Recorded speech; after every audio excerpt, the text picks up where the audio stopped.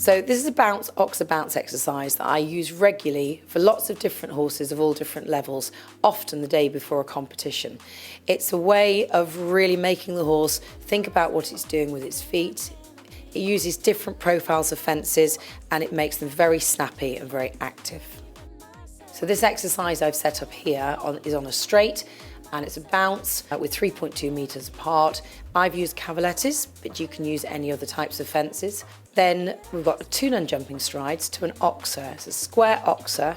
I always use square because the horse has to think about the front and the back rail. It doesn't need to be big, but you need to think about the profile of the fence to help the profile of the jump.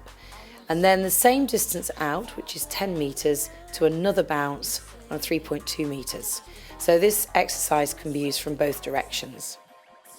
So here we look at the rider's position for this exercise. She's riding a young horse, so it's massively important, as always, to have a good secure lower leg, a really good driving seat there, and a good eyesight.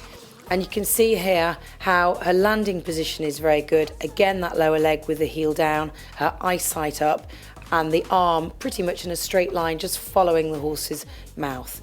And again, here you can see how the cavalettis really come into effect because they make the horse's hind leg work like a piston. So it has a really good springboard effect, which helps with the canter for jumping. So here's a head-on shot here, and you can see the horse has a little wobble. So if you feel yourself veering off to one direction, keep your eyes looking straight ahead of you because that will make your straight line. So here's a horse with a slightly longer length of stride with less balance. And you can see that the rider gets a little in front of the movement, which doesn't actually help the length of step. So the horse is quite bold in here and on the landing loses the balance and has to work really hard to get out. So I suggest you keep your body up to not allow the stride to get any longer. So here's a slightly more advanced variation of this exercise, and it's the start of teaching a horse to be obedient before the fence on the landing direction. So we're going to come straight over the first 2 cavalettis, but on the landing stride of the cavaletti, we're going to give some instructions about where to go on the landing so the horse knows where she's going on the landing of the spread.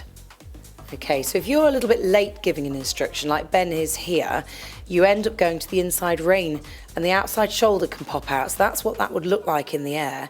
And then as you've landed, you'll be out of balance and in danger of a run out or a fence down. And this would be a little bit more correct, giving the little horse an instruction before she takes off, so then she lands knowing where she's going and it won't put any undue strain onto the limbs, and also she's a lot more imbalanced. From the side profile you can see here as Ben and you would do, open the inside rein to give a really good instruction of where you're going on the landing so the horse knows. And this is just what it would look like in the air from a late instruction on the left to an early instruction on the right. And you can see the difference in where the shoulder is, the outside shoulder. So the main points to be aware of here is making sure that the horse is following your eye, whether you're on a straight line or whether you're on the turning line, and giving instructions in plenty of time. Make sure you always finish off the line properly because your landing is the next fence.